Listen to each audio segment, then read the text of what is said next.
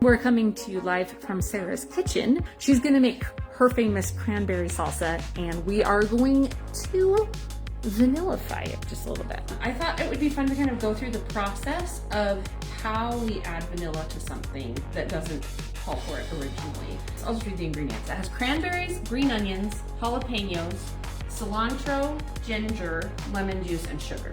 Nice. So in thinking through the best way to add vanilla, I'm trying to think through what application is going to mix in best with these flavors.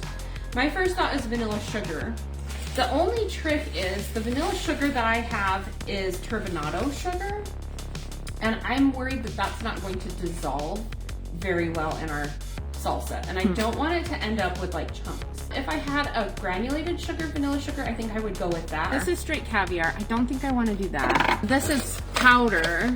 I will be honest, I have added vanilla powder to this exact same recipe. It makes the color a little darker and it doesn't dissolve, so it does have texture to it. But since we are already going with kind of a chunky, not super fine chop on these cranberries and the other ingredients, that doesn't bother me. I'm actually gonna squeeze in a bean. This is how I store vanilla beans for long term, if I just wanna use the caviar from the beans.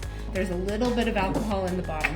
I usually start it full up, but as long as it's halfway full, the beans will stay fresh and not go bad. And then I take the bean that I want to use, Nice use big my clump. scissors and just trim off the end, and then I'm gonna squeeze out like a tube of toothpaste. When vanilla beans have been soaking in alcohol, they absorb the alcohol and it hydrates the caviar, and so it kind of rolls out, but it has this kind of sticky, gooey look.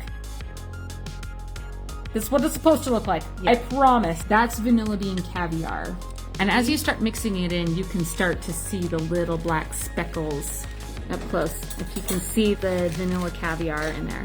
So if you have a favorite recipe that does not call for vanilla, but you feel like vanilla would really work well, consider adding some vanilla caviar, vanilla powder, subbing out regular sugar for vanilla sugar, or adding vanilla paste.